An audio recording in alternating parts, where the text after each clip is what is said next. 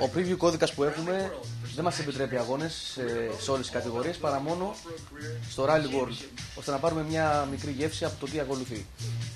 Θα ξεκινήσουμε με έναν κλασικό αγώνα, Rally, να δούμε πρώτα απ' όλα πώς είναι το παιχνίδι στο κλασικό του ύφος. Δηλαδή ένα αυτοκίνητο σε μια διαδρομή προσπαθεί να κάνει τον καλύτερο δυνατό χρόνο.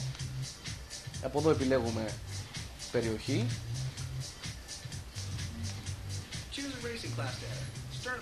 Βλέπουμε ότι έχει σχεδιάσει πολύ ωραία μενού η Codemasters. Επιλέξαμε μια διαδρομή, θα τρέξουμε μια σέλγα.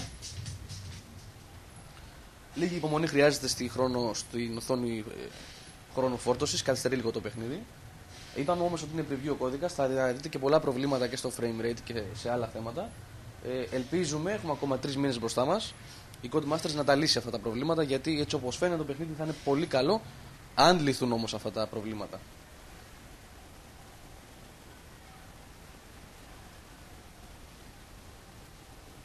Θυμίζουμε ότι επιλέξαμε αγώνα rally, κλασικό, δηλαδή ένα αυτοκίνητο σε μια διαδρομή, μια ειδική διαδρομή, στην προκειμένη στην Αγγλία σε λασπωμένο δρόμο.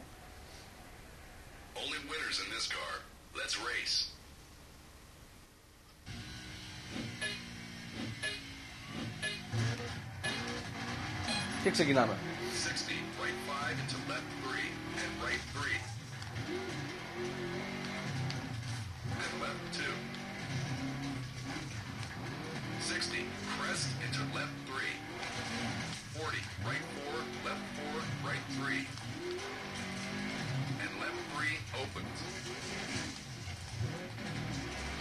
Οδηγώντας αξίζει να δείξουμε τις υπόλοιπες κάμερες του παιχνιδιού.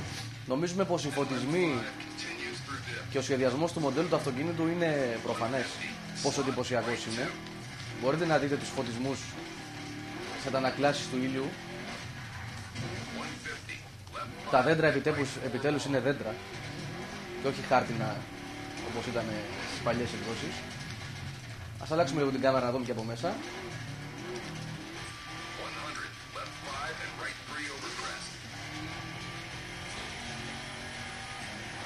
Σε αυτή την κάμερα, γενικά σε αυτές τις κάμερες πρώτου προσώπου, αλλάζει και ο ήχος. Ακούμε τον κινητήρα πολύ πιο έντονα, όπως συνηθίζεται άλλωστε στα παιχνίδια αυτού του είδους. Αν καταφέρουμε να μπούμε. Λοιπόν, με την ευκαιρία είδατε και το μοντέλο καταστροφής, πώς τσαλάκωσε η λαμαρίνα. Στην πορεία θα δείτε κιόλας ότι αν φύγει η λαμαρίνα τελείως, είναι άσχημο το χτύπημα. Φαίνεται ο κινητήρας μέσα, και όταν λέμε φαίνεται ο κινητήρας, φαίνονται τμήματα του κινητήρα, η μπαταρία, φίλτρα κτλ. Θα κοιτάξουμε να τρακάρουμε έντονα για να σπάσει.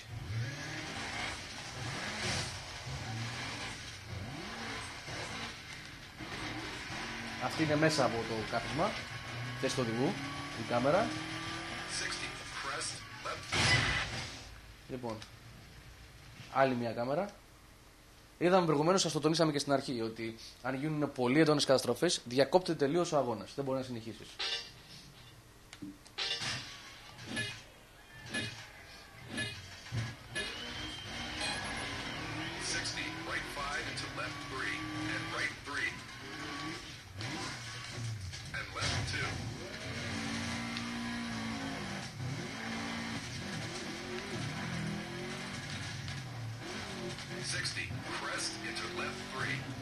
Σε ό,τι έχει να κάνει με το χειρισμό του, βλέπετε ότι δυσκολεύομαι πάρα πολύ. Μην γελάτε. Αυτό οφείλεται στο παιχνίδι, είναι πάρα πολύ γρήγορο. Τα αυτοκίνητα κινούνται με απίστευτη ταχύτητα, γλιστράνε πάρα πολύ. Ο δρόμος λάσπει τώρα, υποτίθεται εδώ, και γλιστράει. Το μοντέλο χειρισμού δεν ξεφεύγει πάρα πολύ από τα παλιότερα Colin McRae. Είναι βελτιωμένος μέχρι ενός σημείου, από αυτό που μπορούμε να διαπιστώσουμε μέχρι στιγμής. Και βέβαια έχει να κάνει με το τύπο της διαδρομής και με το όχημα που χρησιμοποιούμε κάθε φορά. Η Celica πατάει αρκετά καλά. Με καλό τσίπημα στα φρένα έρχεται πάλι στον δρόμο. Υπάρχουν κάποια άλλα αυτοκίνητα, κάποια παλιά, κάποιες Lancia, κάποια Saab δεκαετίας 70, τα οποία δεν μαζεύονται με τίποτα.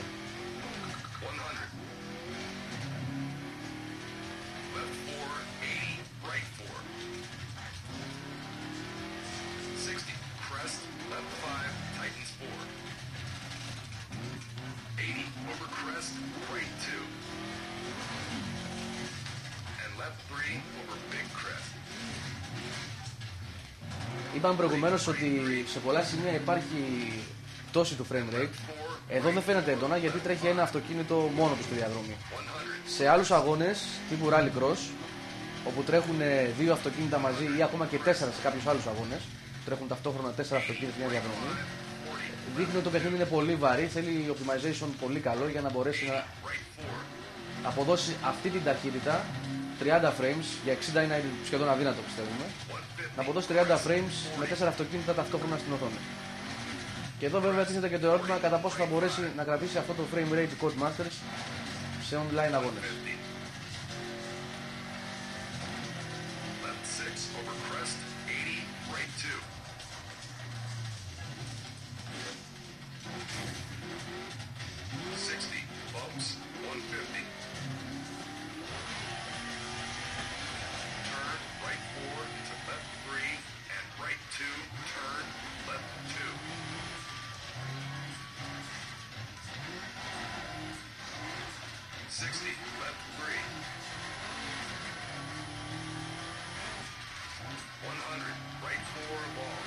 Μπορείτε να δείτε πόσο καλά σχεδιάζει πίσω τον ορίζοντα, το τοπίο, τα δέντρα. Και όπως είπα και πριν, οι φωτισμοί είναι καταπληκτικοί σε αυτό το παιχνίδι.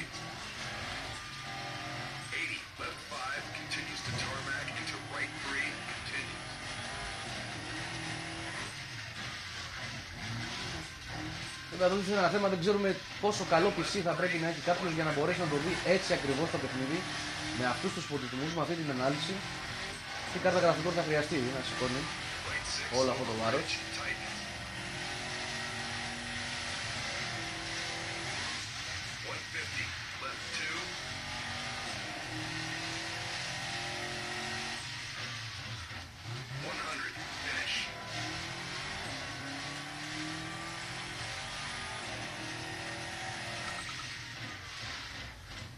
Αυτό ήταν ένα πρώτο δείγμα από το καινούργιο Colin McRae.